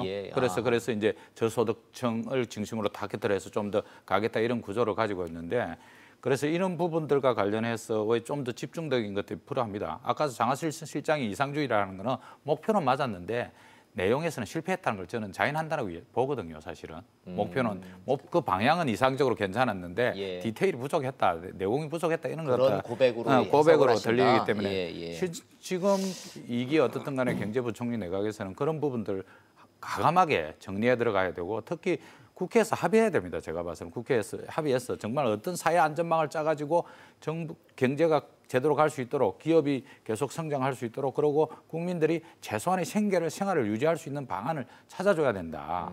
이것과 관련해서 준비되지 않고 격차는 늘어나고 이러면 사회적 갈등은 훨씬 더 커지고 비용은 훨씬 더 증가하면서 경제 성장의 발목을 잡을 수밖에 없다고 봅니다. 뭐 국회 얘기하시니까 또 갑자기 욱하고 올라오는데 국민들 입장에서는 뭐 2달 동안 하루도 일 안 하셨던 국회의원들 얘기까지 나오면은 뭐 서로 할 얘기는 없고요. 자, 그럼 이 재분배 정책을 어떻게 해야 할 거냐에 대한 이제 마지막 질문을 드릴 시간이 좀 됐습니다. 신세동 교수님, 정부의 이 재분배 정책 방향, 이 정도, 수위, 대상, 뭐 지금 같이 가야 됩니까? 아니면 아주 잘못됐어요. 잘못됐습니까? 그러니까 최근 통계를 보면은요. 정부가 이제 아까 여러 가지 뭐 수당이라든지 이렇게 드리는 거를 우리가 이전 소득이라고 하거든요. 그렇죠. 정부의 이전 소득이 지난 4분기 어떻게 지급이 됐는가를 보니까 제일 못 사는 사람한테 월 평균 58만 원. 58만 원. 제일 잘 사는 사람한테 월 평균 49만 원이에요. 49만 원. 10만 원 정도밖에 차이가 안 나요. 그러니까 차이가 없어요. 그러니까 이런 식으로 지급이 되면 결국은 양극화도 해서 못하고 오히려 양극화를 더 촉진하면서 정부가 추진하고자 하는 어떤 그런 그 보편적인 어떤 복지에도 역행한다고 봐서 돈을 주는 게 중요한 게 아니고 적재적소에 잘 돈이 갈 수 있도록 신경 좀 생각 좀 많이 써주시라. 상위 20%의 세금 돈 많이 벌고 세금 많이 내시는 분한테는 무슨 연금이니 무슨 이렇게 해서 돌려주는 거 줄이고 그 돈을 하위로 몰아서 선별적으로 가자. 그러니까 잘 사는 사람한테 48만 원을 줄 것을 안 주고 그것을 못 사는 사람한테 주면 100만 원, 2배로 이상 소득이 늘지 않겠습니까? 그런 쪽으로 돈 안 들이고 쉽게 안 들이고 할 수 있는 방법이 뭔지에 대해서 좀 머리를 굴려서 복지 체제가 정말 효율적인 복지 체제가 되도록 정부가 조금 이렇게 좀 디딤돌을 좀 많이 만들어 주셨으면 국민들도 저는 그렇게 반발하지 않을 거라고 봐요. 그러시군요. 뭔가 좀 디테일적으로 분배와 이 복지도 정교하게 가야 되는데 지금은 그렇지 못하고 있다는 말씀. 조 교수님 동의하시나요? 그런데 이게 무슨 뭐 정부가 의도적으로 혹은 정책적인 그런 잘못에 의해서 고소득층의 공적 이전이 많이 가는 것은 아니고요. 지금의 우리의 그 제도 자체가 그렇게 돼 있습니다. 그러니까 국민연금이 출발할 때 그 사각지대가 굉장히 많은 상태에서 국민연금이 출발을 했고요. 그래서 지금 국민연금을 받고 계시는 그 노인분들은 이제 뭐 그 고소득층들 많이 내셨던 분이 받는 거니까 분들이 받고 있는 거고요.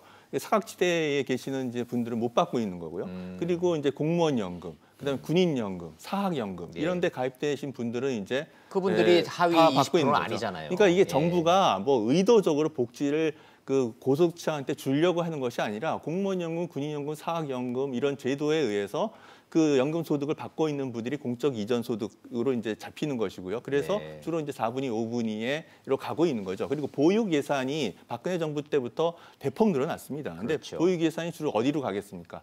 아이를 낳은 건데 결혼을 하고 아이를 낳은 그 계층이 주로 4분위, 5분위 쪽에서 많으니까 또 보육 예산도 그쪽으로 많이 갈 수밖에 없는 거죠. 그런데 이제 그에 비해서 이제 선별적 복지로 해당하는 기초연금이라든가 기초생활수급보장, 뭐 아까 말씀하셨던 주거급여 이런 것들이 이제 1분위, 2분위로 가는 거죠.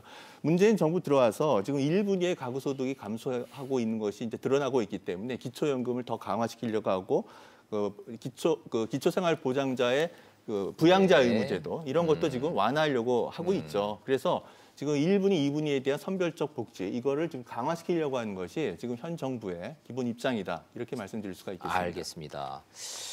자, 점점 벌어지고 있는 가계소득, 소득 격차, 그 와중에 돌파했다는 국민소득 3만 달러. 이 모든 복잡한 방정식에 대해서 전문가 여러분들과 함께 짚어보는 와중에 문재인 대통령이 미세먼지 비상 저감 조치를 위해서 한중 간의 공동 협의를 협의해라라는 지시를 내렸다는 사실 전해드리면서 오늘 토론은 여기서 정리하도록 하겠습니다. 자, 신세동 교수님, 조영철 교수님, 정용권 위원장님 감사합니다. 잘 들었습니다. 수고하셨습니다.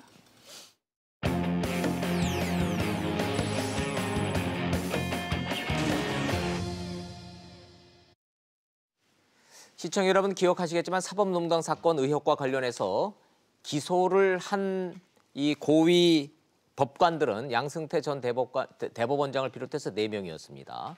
추가로 10명이 또 기소가 됐습니다. 66명이 법원에 통보돼 징계하도록 했습니다. 내용 정리한 영상 보시고 이슈 따라잡기로 돌아오겠습니다. 검찰은 이민걸 전 법원행정처 기획조정실장과 이규진 전 대법원 양형위원회 상임위원, 유해용 전 대법원 수석재판연구관 등 전현직 법관 10명을 추가로 기소했습니다. 이 전 실장은 기존 재판 개입 혐의 외에 지난 2016년 상고법원 추진을 위해 당시 국민의당 관계자의 부탁을 받고 정치자금법 위반 혐의로 재판을 받던 박선숙, 김수민 의원에 대해 재판부 심증 등을 알아봐준 혐의가 새롭게 드러났습니다. 신광열, 임성근 전 서울중앙지법 형사수석부장판사와 심상철 전 서울고등법원장, 이태종 전 서울서부지법원장, 그리고 김경수 경남지사 1심 재판을 맡았던 성창호 부장판사도 기소 대상에 포함됐습니다. 다만 권순일 대법관과 차한성 전 대법관은 기소 대상에서 제외됐습니다. 검찰은 기소자를 포함해 사법농단 사건에 관여한 현직 판사 66명에 대해 징계 여부를 결정하도록 비위 사실을 대법원에 통보했습니다. 이는 전국 전체 법관 3,214명의 2%가 조금 넘는 수치로 웬만한 지방법원 한 곳을 채우고도 남습니다. 사법농단 사건의 정점으로 구속 기소된 양승태 전 대법원장이 법원에 청구했던 보석 신청은 오늘 기각됐습니다. 이슈 따라잡기 돌아왔습니다. 김수민 시사평론가 나오셨습니다. 어서 오십시오, 김평론가님. 네, 안녕하세요. 양승태 전 대법원장 보석 해달라는데 결국 기각됐군요. 네, 그렇습니다. 예, 오늘 알았습니다. 증거 수집이 필요하다, 예. 자신을 방어할 수 있는 그렇죠. 그런 이유로 보석을 신청을 했는데, 근데 거꾸로 생각해 보면은 증거를 인멸하는 건 아닌가 이런 생각을 재판부가 할 수 있는 것이겠죠. 논리는 자료만 해도 검찰의 기소장 그 내용만 해도 수십 쪽이기 때문에 방으로 하나인데 네. 그 6평짜리 그 감방 안에서는 내 정리할 자료를 둘 곳도 없다. 책상도 없고. 네네. 예, 그런 논리였는데 보석은 기각이 됐네요. 그렇습니다. 자, 그와 함께 10명이 무려 고위 법관들이 이제 기소가 됐는데 재판에 넘겨진다는 얘기잖아요. 네. 역시 그래도 성창호 부장판사가 제일 눈에 띄대요. 아무래도 김경수 지사 1심 재판을 맡았기 때문에 예. 이번에 공교롭게 좀 포함이 됐는데 예. 일각에서는 정치적인 보복 아니냐 이렇게 얘기를 할 수 있겠지만 성창호 판사가 했던 행위가 이제 정은호 게이트 때 검찰의 수사 기록을 유출한 거였거든요. 예. 그렇다면 검찰 입장에서는 굉장히 민감한 우리가 수사한 기록을 유출했었던 사람이기 때문에 예. 김경수 재판과는 무관하게 기소할 수밖에 없는 그런 대상이 아니었는가 그렇게 판단이 됩니다. 검찰의 주장은 성창호 부장판사가 그 당시 정은호 게이트의 검찰 수사 기록을 어디로 유출했다는 거예요?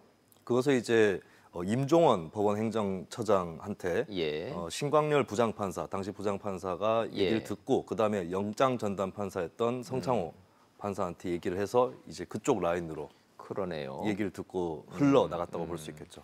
회사로 따지면 부장이 야 그거 뭔데 그거 좀 자료 좀 갖고 와봐봐. 그랬더니 네. 여기 있습니다 하고 갖다 드린 것일 뿐이라고 주장을 했는데 본인들은 네. 이게 그냥 일반 회사가 아니라 검찰의 이 수사 기록은 재판을 맡고 있는 판사만이 보도록 법이 돼 있는 거죠. 그렇습니다. 예, 그거를 위에 상관이라고 그게 뭔데 좀 봅시다 그러면은 예 이겁니다 하고 보여주면 이거 자체가 무슨 법 위반, 무슨 위반, 무슨 죄를 진 거예요 그러면? 이건 직권남용이라든지 직권남용으로 공무상 기소를 어떤 했다. 공무상의 비밀을 누설한 공무상 네. 기밀을 누설한 이 직권남용이다. 사법부의 법관이라는 것은 사실 내부에 관료제적 체계가 없진 않지만 예. 어쨌든 개개인이 독립된 양심을 가지고 예. 또 판결도 하고 이런 상황인데 여기에 대해서 심증이라든지 또 현재 수사 상황이라든지 이런 것들을 유출하면 당연히 안 되는 그런 그러게요. 상식적인 얘기겠죠. 예, 국민들이 의심하기로는 검찰은 그냥 밑에 검사가 수사하고 그럴 때 위에서 전화해가지고 야 그거 뭔데 좀 하면은 예 그리고선 다 보고하고 갖다 드리고 이러는 걸로 알고 있는데 검사들은 그러면서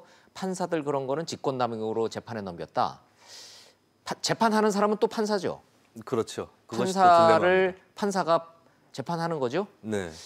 요 결론이 어떻게 나올지 딴 법이 아니라 직권남용이기 때문에 이게 어떻게 될지 좀 궁금하기는 하네요. 그리고 이제 검사하고는 사법부하고 크게 다른 이치가 작동하고 있다고 봐야 되겠죠. 그렇죠. 검찰 쪽은 아무래도 아직까지 검사 동일체 원칙이 남아있는 예. 그런 관료제적 조직인 것이고 이번에 또 판결을 하게 될 판사들도 자신의 독립적인 소신을 가지고 판결을 해야 되겠습니다. 국민들이 보기에는 대한민국 재판부가 이 사법부가 이렇게 윗선에서 특히 법원 행정처를 통해서 이렇게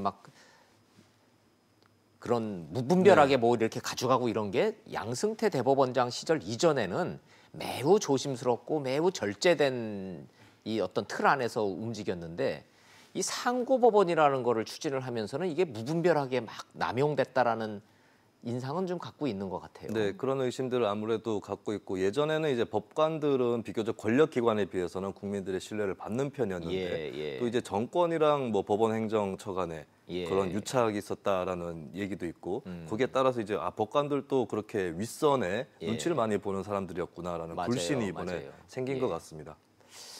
검사들은 술도 좀 많이 먹고 사람도 많이 만나고 이 사람 저 사람도 이렇게 만나서 이렇게 하는 것이 덕목일 수 있으나 판사들은 좀 심할 정도로 밥도 혼자 먹고 만나던 친구들도 좀 자제하고 무슨 청탁 받고 그러면 그 사람 다 그냥 전화번호 삭제하고 뭐 미국 판사들 보니까 그런 게 덕목처럼 돼 있던데. 그렇습니다. 우리는 뭐 술 잘 먹고 사람 많이 만나고 뭐 이런 판사들이 출세를 하셨던 시절이에요. 네, 분명하지만 국민들은 그런 판사를 기대하지 않았을 것이고요. 그렇죠. 굉장히 외풍과 외압으로부터 자유롭고 그리고 또 법원의 행정처라든가 이런 윗선은 오히려 대법원장을 포함해서 그런 외압을 막아주는 역할을 국민들은 기대했을 것입니다.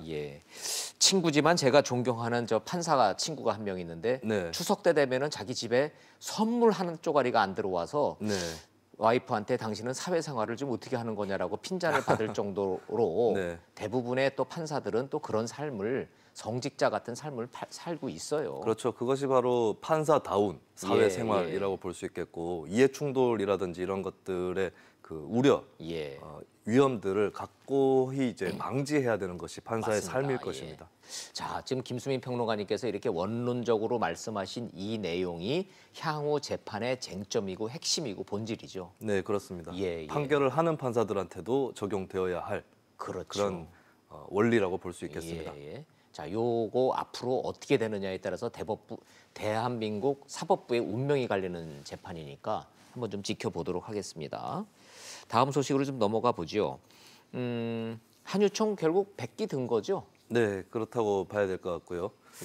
지금까지 한유총에서 끌고 온 전략들을 보면은 스스로 좀 궁지로 몰아넣은 게 아닌가 이런 생각이 듭니다. 근거가 뭐죠? 사실은 이제 한유총 과거의 역사를 돌아보면은 1995년에 출범한 이래로 지금까지 정부에다가 뭐 재정 지원을 더 늘려달라, 국공립 좀 짓지 말아달라 이런 로비도 했고 또 압력도 넣었는데 대부분 성공을 했단 말이죠.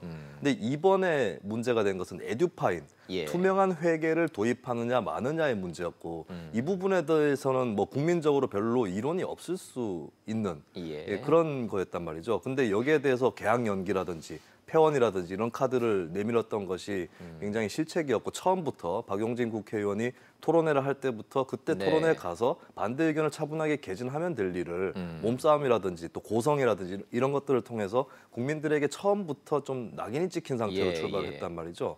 그러다가 지금까지 좀 내부에서 어떤 좀 구체적이고 복합적인 전략이 없이 그대로 그냥 직진하는 이런 행태를 보이다가 결국에 정부나 교육당국에서 강경 대처하면서 어쩔 수 없이 100기를 이번에 들었다고 봐야 되겠습니다. 여론전에서 하여튼 뭐 져서 뭐 조건 없이 100기 투항한 것까지는 뭐 이해가 됐는데 그래서 정부가 근데 여기서 멈추질 않고 한유총 설립 허가를 취소를 해버렸대요. 네, 그렇습니다. 서울교육청에서 이제 사단법인에 대해서 취소할 수 있는 권한이 있는데 한유총이 이제 월요일에 개학 연기를 하다가 오후에 철회를 했지만 일단 서울교육청은 그대로 간다라는 방침이었고 지금까지 한유총에 너무 굽힘없는 그런 자세 때문에 이번에는 일단은 사단법인 자격도 취소를 하고 그리고 또 달리 얘기해서는 유치원계의 대표자로서의 지위도 없애버리겠다라는 강경한 수를 들고 나온 것 같습니다. 그럼 앞으로 한유총이라는 이 단체 자체가 법인 자체가 없어지는 겁니까? 법 외 단체가 되는 것이고요. 아, 과거 전교조처럼 그렇습니다. 법 외 단체로 남아 있겠다. 사단법인은 청산 절차에 돌입을 해야 되고 자녀 재산은 그 국고라든지 국고로 돼 있고 귀속을 하게 돼 있습니다. 있고. 법적 지위를 잃는다 이런 뜻이군요. 그렇습니다. 그럼 한유총이 이거 자체를 아예 그러면 완전 해산 청산하겠다고 하는 거는 여전히 모르는 거죠. 그렇죠. 한유총 자체가 뭐 불법 단체가 된다거나 계속 거기 가입해 있으면은 처벌받는다거나 그런 수준은 아닐 것입니다. 일단 사단법인이 해제되는 것이고 또 여기에 따라서 좀 실질적으로 사회적인 대표자로서의 기능, 역할 이런 것들이 어느 정도 해제된다고 봐야 되겠죠. 개학 연기라는 어떤 무리수를 둬서 여론의 문매를 막고 뭐 백기투항하고 하는 거는 잘못한 것 같기는 한데 그렇다고 저 법적으로 한 발 더 나가서 아예 그냥 법적 지위를 박탈해버리겠다? 그럼 이제 사유재산 침해 문제가 걸려서 이게 좀 법적으로 앞으로 어떻게 될지 잘 자신이 없네요. 네, 근데 뭐 유치원 개개별 유치원에 대해서 그 유치원의 설립을 취소하거나 이런 처분은 아니기 때문에 지금까지 좀 부닥쳐 왔던 그리고 한유총에서 내걸었던 폐원이라든지 개학 연기라는 위협을 감안하면은 정부도 좀 상응하는 조치를 했다고 봐야 되겠습니다. 그러네요. 알겠습니다. 한유총 상황까지 봤고, 자. 정부 인사가 생각보다 크게 났어요. 외교부 발표를 봤더니 4강 대사 발표도 났고 뭐 총영상들도 많이 봤고 먼저 좀 내용 좀 시청자 여러분들 혹시 모르실까 봐 4강 대사 어떻게 됐습니까? 주미 대사는 뭐 유임된 거죠? 네, 그렇습니다. 지금 가장 많이 관심을 모으는 것이 주중대사고요. 네. 장하성 전 청와대 정책실장이 네. 발탁이 됐죠. 주일대사에는 남관표 전 청와대 국가안보실 2차장. 주로대사에는 이석배 현 주 블라디보스토크 총영사 이렇게 발령이 났는데 아무래도 이 중에서 외교적인 경력이 없다고 보여지는 장하성 전 청와대 정책실장 발탁에 대해서 회전문 인사다라고 하는 비판이 많이 나오고 있습니다. 비판이 나오고 있습니까? 네. 뭐 청와대가 정치 철학 맞고 대통령의 의중을 잘 알고 있는 사람을 주요국 대사로 내보내겠다는데 뭐 꼭 굳이 뭐 외교관 출신을 내보내야 되냐 이런 반론도 있을 수 있잖아요. 네, 뭐 그것은 또 하나의 가치 판단일 텐데, 근데 수많은 사람들이 있을 텐데 왜 하필이면은 외교 경험이 없는 경제학자를 내보냈느냐. 여기에 대해서 사실 현재 중앙일간지 중에서 현 정부의 비교적 우호적인 한겨레 신문조차도 사설을 내서 회전문 인사에 대한 비판을 가할 정도가 되었고요. 어쨌든 뭐 대통령에게 인사권이 있는 것은 존중을 해야 되겠지만 왜 하필이면 경험이 없는 사람을, 그리고 이제 바로 전 대사가 사실 현재 청와대 비서실장인 노영민 전 의원 아니겠습니까? 근데 거기에 이어서 또 코드 인사인가? 뭐 이런 비판은 또 자연스럽게 제기가 되고 있습니다. 근데 문재인 대통령 말씀을 들어보니까 과거 중국의 장하성 실장이 2번이나 교환 교수를 갖고 최근 저서가 중국어로 출판될 정도로 중국통이다. 아, 중국을 2번이나 가셨군요. 저도 중국 한 2번 가긴 갔는데. 아, 그 장하성 실장이 이제 푸단대하고 런민대라고 하는 두 군데 대학에 소위 인민대학이라고 우리가 얘기하는 거기에 이제 교환 교수로 갔다 온 경력이 있고 또 중국의 증권감독관리위원회가 있습니다. 거기에 이제 국제자문위원을 맡았기 때문에 어느 정도 중국하고 뭐 전혀 무관한 인사가 가지는 않았다. 그 점에 대해서 뭐 청와대에서 적극적으로 반론을 한 셈이 되겠죠. 솔직히 질문을 드리자면은 그렇게 청와대가 의미를 부여하는 거는 국민들 입장에서는 드러나 마나 소리고 진짜 이유는 뭘까요? 저렇게 그냥 표면적으로 내세운 명분 말고 설마 뭐 교환 교수 갔다 온 경력 때문에 중국 대사 보냈겠어요? 그건 뭐 하는 얘기일 거고 진짜 이유가 뭘까요?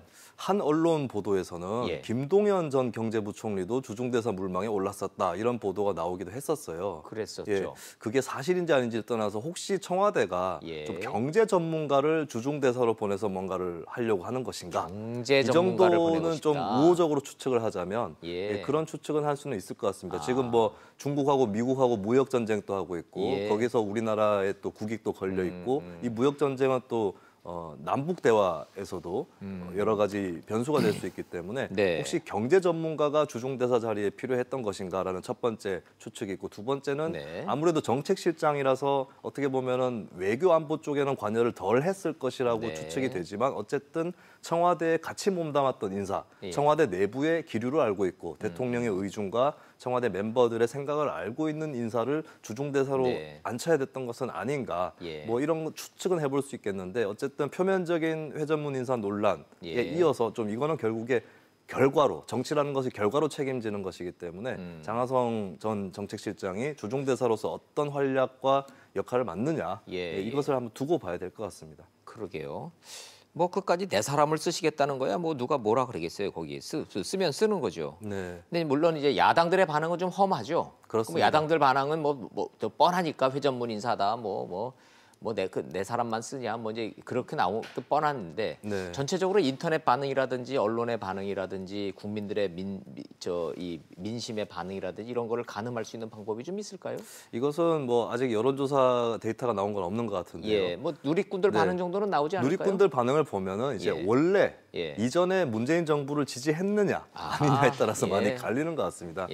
지지했던 사람들은 아니 대통령 인사권이고 또 장하성 실장 나름 유능했기 때문에 또 중국 경력도 있기 때문에 보낸 거 아니냐 이런 것이고, 이제 원래 문재인 정부에 비판적이었던 사람들은 아 이거 봐라 코드 인사, 회전문 인사다 뭐 이렇게 반분되는 것 같은데, 최소한 뭐 경제 전문가를 쓰겠다고 그랬는데 그 경제 정책이 한국에서 청와대의 경제 정책이 이렇게 반반 정도라도 좀 평가가 좀 좋으면은 이런 논란이 좀 덜 할 텐데 장하성 정책실장 주중대사 내정자가 추진했던 소득주도 성장에 대한 국민들의 어떤 반응 자체가 별로 그렇게 호의적이지 않다 보니 소득주도 성장에 대해서도 찬성했느냐 반대했느냐에 따라서 이번 주중대사 인선 의견들이 좀 시민들 사이에 갈린다고 볼 수 있겠습니다. 자, 이런 논란 속에 장하성 전 실장이 주중대사에 내정됐다까지 한번 살펴봤습니다. 알겠습니다. 자, 감사합니다. 김수민 평론가님 잘 들었습니다. 네, 고맙습니다. 고맙습니다.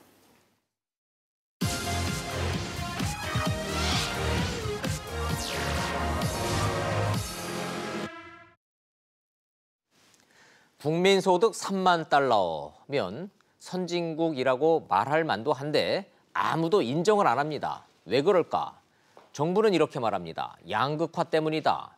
성장의 과실을 특정 계층이 독점했다. 꼭 틀린 말은 아니지만 굳이 그렇게 표현을 해야 하나 싶기도 하긴 합니다. 3만 달러 넘었으니 4만, 5만 시대로 갑시다. 그 과정에서 뒤처지는 계층 나옵니다. 그들은 정부가 끌고 갑니다.